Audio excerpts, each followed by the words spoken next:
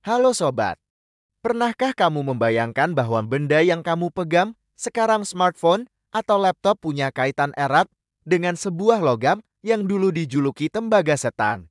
Ya, dia adalah nikel. Di abad ke-18, para penambang Eropa frustrasi ketika menemukan logam yang mirip tembaga, tapi tak bisa mereka olah. Mereka menyebutnya kupfer nikel atau tembaga setan. Siapa sangka, logam yang dianggap menyebalkan ini kelak menjadi salah satu material paling berharga di dunia modern. Bicara soal sejarah global, awal abad ke-19 menjadi titik balik ketika deposit nikel besar ditemukan di Sudbury, Kanada.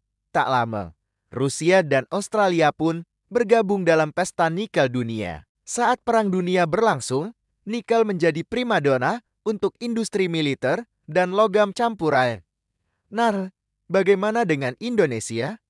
Tahukah kamu kalau nikel pertama kali ditemukan di tanah air kita pada tahun 1901?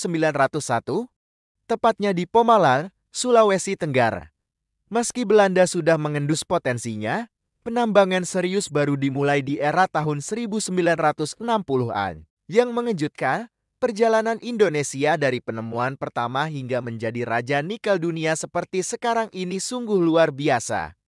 Sulawesi, Maluku Utara, dan Papua kini jadi surga nikel yang mengundang investor dari berbagai penjuru dunia.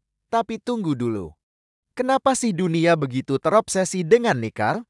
Jawabannya ada di revolusi teknologi hijau. Bayangkan, setiap mobil listrik membutuhkan puluhan kilogram nikel untuk baterinya. Belum lagi untuk baja tahan karat yang kita gunakan sehari-hari.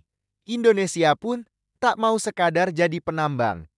Kita sedang gencar membangun pabrik smelter dan pabrik baterai kendaraan listrik.